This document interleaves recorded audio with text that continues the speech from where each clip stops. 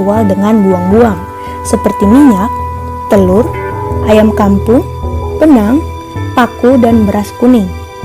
Tradisi sebagian keluarga Banjar Maharagu atau memelihara buaya kuning dari peninggalan datunya masih dilakukan hingga sekarang. Memburu Mariaban ini karena ingin mengincar minyak dan bulunya. Minyak Mariaban dipercaya sebagai pegangan untuk kekebalan tubuh. Selain itu, bulu-bulu yang ada pada Mariaban juga dikenal sangat sakti mandraguna.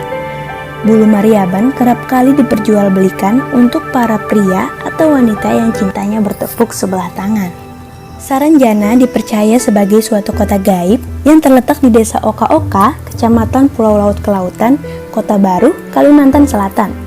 Bukit yang berbatasan dengan laut ini memiliki panorama yang sangat indah dan cocok dijadikan tujuan wisata. Namun, tempat ini justru lebih dikenal karena keangkerannya.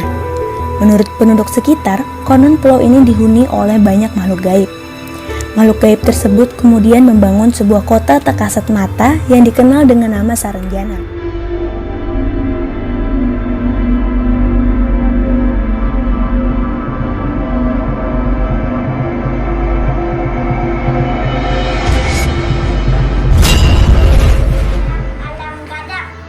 Like, comment, share, jangan lupa di subscribe. Dadah!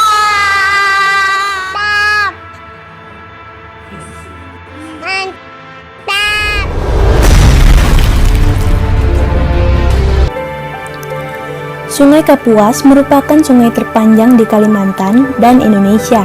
Sungai ini dipercaya memiliki penjaga yang bentuknya menyerupai buaya kuning, buaya putih, dan buaya hitam. Adapun buaya kuning sendiri merupakan makhluk mitologi dari Kalimantan Selatan. Masyarakat setempat menyebut buaya itu sebagai kembaran mak tua yang merupakan seorang nenek yang kini sudah meninggal. Para penjaga tersebut tidak pernah mengganggu manusia di sepanjang sungai. Menurut beberapa sumber, penjaga sungai Kapuas itu kadang terlihat. Namun, lebih sering muncul di saat orang-orang sekitar menggelar acara pernikahan dan menggelar meriam karbit saat malam takbiran.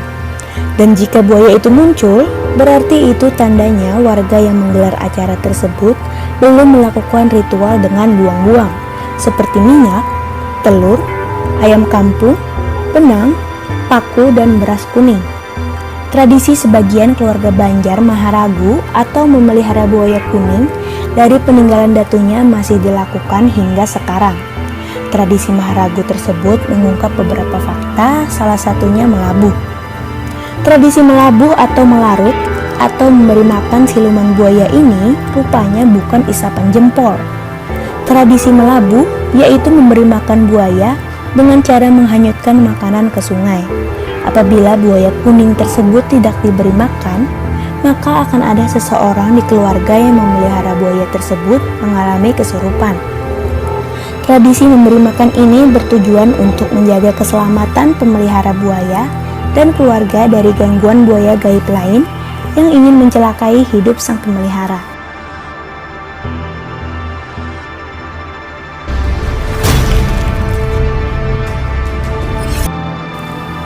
Mariaban adalah hewan gaib berbulu lebat yang tinggal di pedalaman hutan Kalimantan. Makhluk ini sangat gemar akan darah. Kemunculan Mariaban pun tidak dapat diprediksi. Kadang bersembunyi, kadang muncul dengan menyamar sebagai wujud manusia yang tidak begitu sempurna, dikarenakan badannya yang sangat besar dan matanya yang merah. Masyarakat setempat dan kebanyakan orang atau penjelajah memburu Mariaban ini karena ingin mengincar minyak dan bulunya. Minyak Mariaban dipercaya sebagai pegangan untuk kekebalan tubuh. Selain itu, bulu-bulu yang ada pada Mariaban juga dikenal sangat sakti mandraguna. Bulu Mariaban kerap kali diperjualbelikan untuk para pria atau wanita yang cintanya bertepuk sebelah tangan.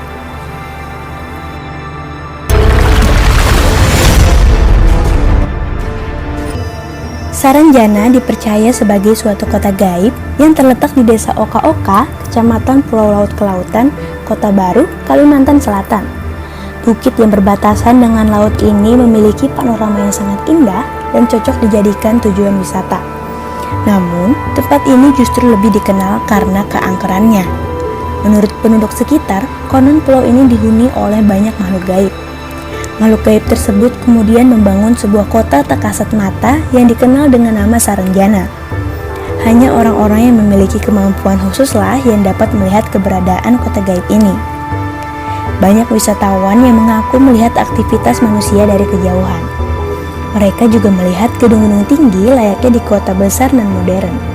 Namun, setelah didekati, semua yang mereka lihat berubah hanya menjadi sebuah bukit yang berbatasan dengan laut. Dalam kisah yang beredar, di dalam kota Saranjana terdapat peradaban yang sangat maju. Terdapat jalanan yang lebar, gedung-gedung pencakar langit, dan kendaraan yang berlalu lalang. Diceritakan pula ada sebuah perusahaan alat berat menerima pesanan yang dialamatkan ke kota Saranjana. Alat berat tersebut sudah dibayar lunas. Namun, perusahaan tersebut mengalami kebingungan saat akan mengirim karena kota Saranjana tidak ada di dalam peta Indonesia.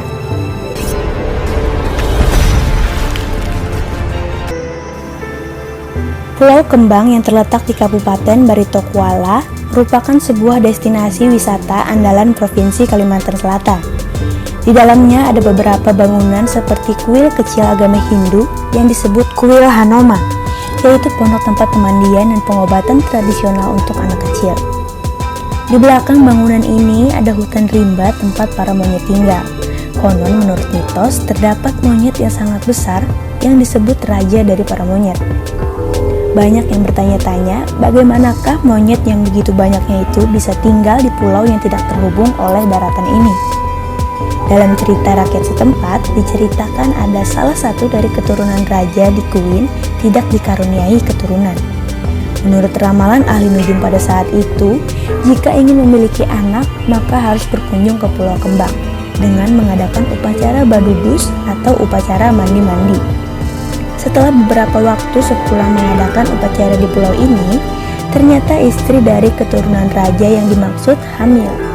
Maka raja yang berkuasa memerintahkan petugas kerajaan untuk menjaga pulau tersebut agar tidak ada yang merusak dan mengganggunya.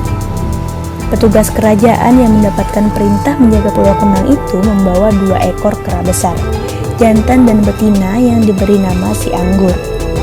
Konon menurut cerita yang beredar, setelah sekian lama, kera yang ditinggalkan berkembang biak dan menjadi penghuni Pulau Kembang.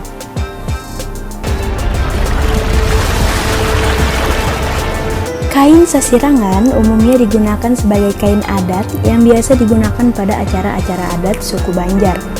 Kata sasirangan berasal dari kata menyirang yang berarti menjelujur karena dikerjakan dengan cara menjelujur. Menurut sejarahnya, sasirangan merupakan kain sakral warisan abad 12 saat Lamu Mangkurat menjadi patih negara Dipa.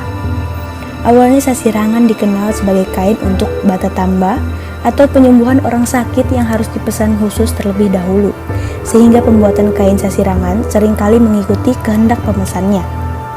Oleh karena itu, orang Banjar seringkali menyebut sasirangan kain pamintaan, yang artinya permintaan. Pada zaman dahulu kala, kain sasirangan diberi warna sesuai dengan tujuan pembuatannya, yakni sebagai sarana pelengkap dalam terapi pengobatan suatu jenis penyakit tertentu yang diderita oleh seseorang.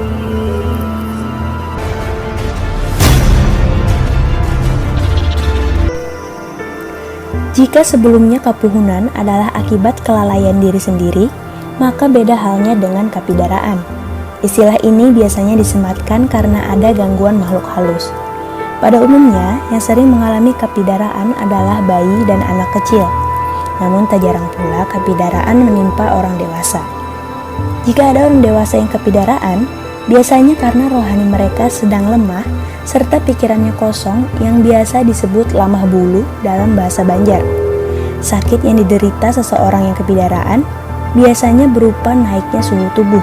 Namun, di bagian telinga, telapak tangan, dan telapak kaki cenderung menjadi dingin. Orang yang kepidaraan juga mengalami susah tidur, gelisah, dan tak jarang pula mereka terlihat seperti takut atas sesuatu.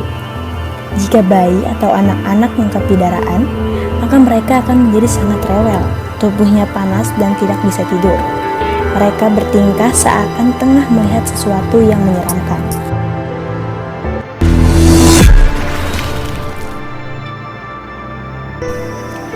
Di Kalimantan Selatan terdapat mitos yang sangat melekat pada masyarakat setempat, khususnya masyarakat Banjar, yaitu kapuhunan. Kapuhunan sendiri berarti suatu kejadian di mana seseorang dalam tubuhnya dirasuki, dimasuki atau diganggu oleh makhluk halus penunggu pohon tertentu, sehingga menyebabkan orang tersebut bertingkah laku tidak wajar. Namun pada saat ini persepsi masyarakat Kalimantan mengenai kapuhunan telah berubah.